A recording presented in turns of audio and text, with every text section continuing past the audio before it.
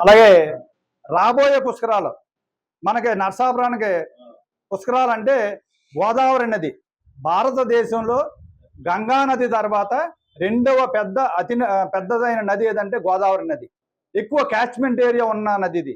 ఎక్కువ జీవనది ఇది. ఎన్నో నదులు వచ్చి గోదావరిలో కలుస్తూ ఉంటాయి. ఇది ఒక జీవనది ఇది. ఈ నది గోదావరి నదికి పుష్కరాలు వస్తూ ఉన్నాయి 2027లోని.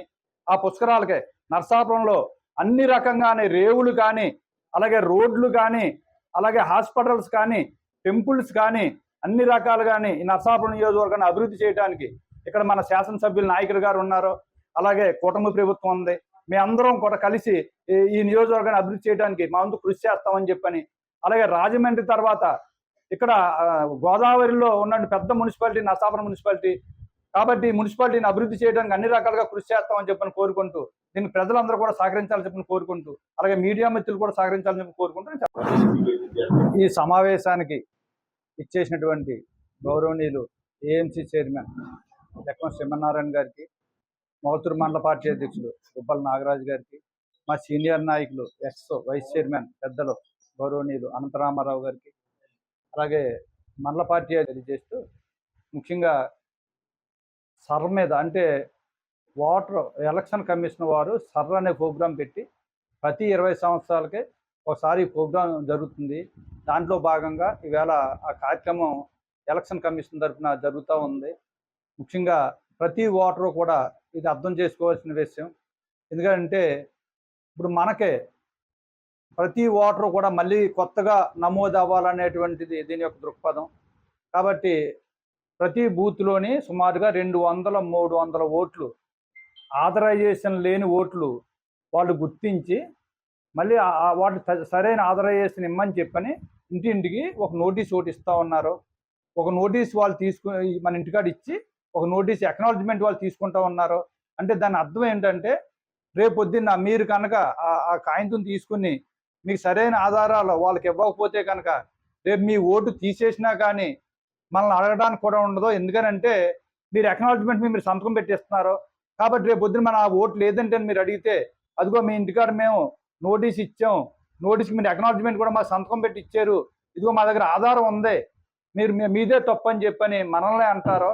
కాబట్టి ఇది బాధ్యత. ప్రతి ఓటరు ఎవరో ఓటుని వాళ్ళు నమోదు చేసుకోవాలని చెప్పని, లేని పక్షంలో ఇందులో ఎవరి తప్పు అని చెప్పని మనం ఎవరి మీద గెంటడానికి కూడా ఉండదు. అది మన తప్పే అవుతుంది. కాబట్టి ప్రతి ఒక్కరు నమోదు చేసుకుంటానికి ముందుకు వెళ్ళాలని చెప్పని దీని మీద మా తెలుగుదేశం పార్టీ తరఫుని బిఎల్ఏలు తిరుగుతున్నారు, యూనిట్లు తిరుగుతున్నారు, క్లస్టర్లు తిరుగుతున్నారు. అలాగే ఇంపార్టెంట్ నాయకులు అందరూ కూడా ప్రతి బూత్ పరిధిలోని కూడా తిరుగుతూ ఉన్నారు. ఎక్కడన్నా గ్రామ ప్రజలు కానీ, మున్సిపాలిటీ వాళ్ళు కానీ ఎక్కడన్నా మీకు ఏదైనా అనుమానాలు ఉంటే మా యొక్క నాయకులను అడిగినా చెబుతారు, లేదా బూత్ లెవెల్ ఆఫీసర్ని అడిగినా చెబుతారు. కాబట్టి అందరూ కూడా అందుబాటులో ఉంటారు. కాబట్టి దీన్ని సద్వినియోగం చేసుకోవాలని చెప్పని, అలాగే ముఖ్యంగా బుధవారం తెలుగుదేశం పార్టీ తరఫున ప్రోగ్రాం ఇచ్చారు మాకు. బుధవారం అంటే నెలకు 4 బుధవారాలు.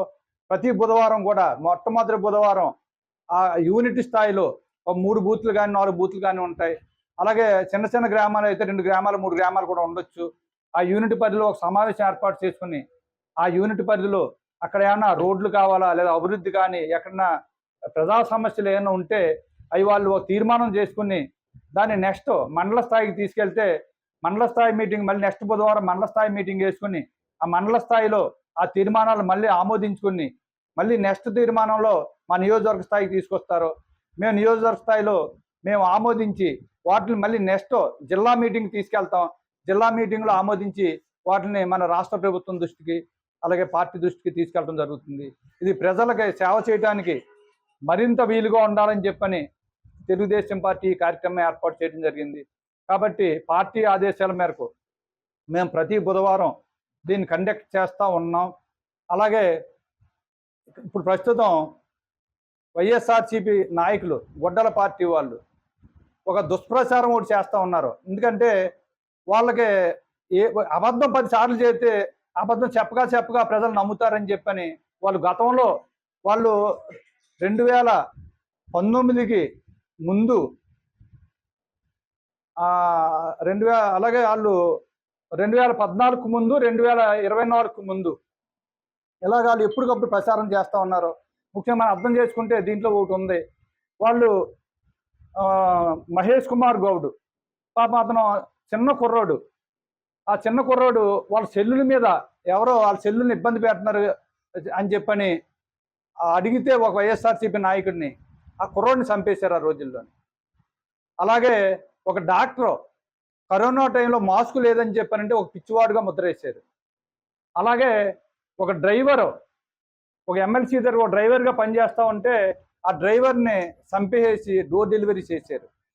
అలాగే వివేకానంద రెడ్డి సొంత పినతండ్రి జగన్మోహన్ రెడ్డికి సొంత పినతండ్రిని అతను ఎంపీ టిక్కెట్ కావాలని అడిగితే చంపేసి వాళ్ళు రక్తపు మడుగులో ఉంటే ఆ వేళ చంద్రబాబు నాయుడు గారు చంపేశారని చెప్పని దుష్ప్రచారం చేసి దాన్ని ఆత్మహత్యగా చిత్రీకరించి గుండెపోటుతో చచ్చిపోయాడని చెప్పని సాక్షి పేపర్లో వేసి ఇలా కావాలంటే ఒకటి ఎన్ని అబద్ధాలు ఆడతారో వాళ్ళు ఫేక్ న్యూస్లు ఏ రకంగా ఇస్తారో అనే దానికి ఉదాహరణలు మేము చెబుతున్నాం.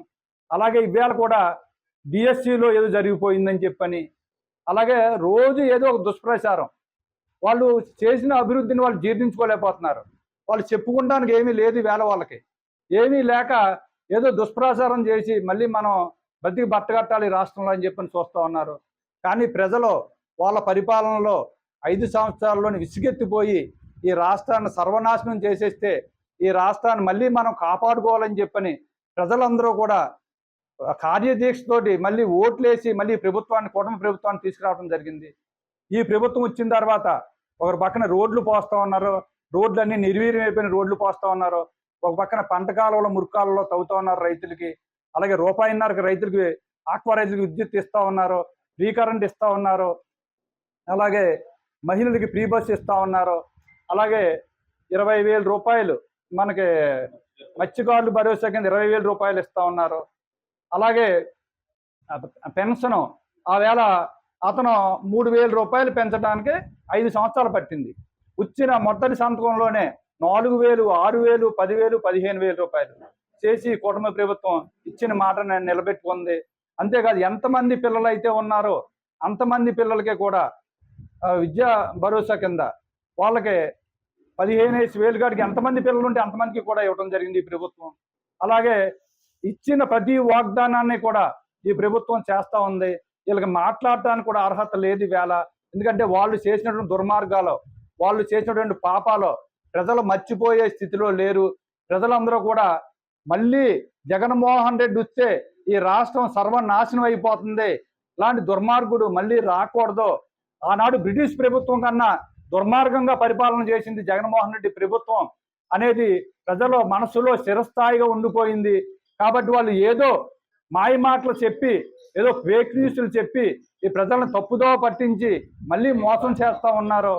కాబట్టి ఒక్క ఛాన్స్ అంటే ప్రజలు ఒక అవకాశం ఇచ్చి ఈ రాష్ట్రాన్ని 20-30 సంవత్సరాలు వెనక్కి తీసుకోవడం జరిగింది.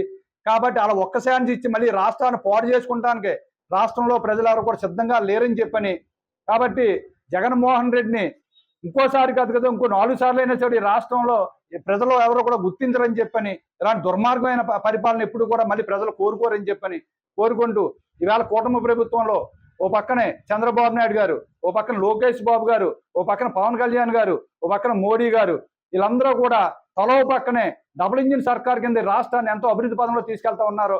ఈ రాష్ట్రం ఈ పరిపాలన కావాలని చెప్పిన ప్రజలు ఎంతో కోరుకుంటూ ఉన్నారు. కాబట్టి ఇలాంటి పరిపాలనని ప్రజలు ఆశీర్వదిస్తూ ఉన్నారు. కాబట్టి ఈ పరిపాలన నెక్స్ట్ కాదు ఇంకా చాలా కాలం కొనసాగాలని చెప్పని కోరుకుంటున్నారు ప్రజలు. ఇలాంటి పరిపాలన ఉండాలని చెప్పని ఈ రోజు మీ సమావేశానికి ఇచ్చినటువంటి మీడియా సోదరులందరికీ కూడా నాకు హృదయపూర్వక నమస్కారాలు తెలియజేస్తూ చాలా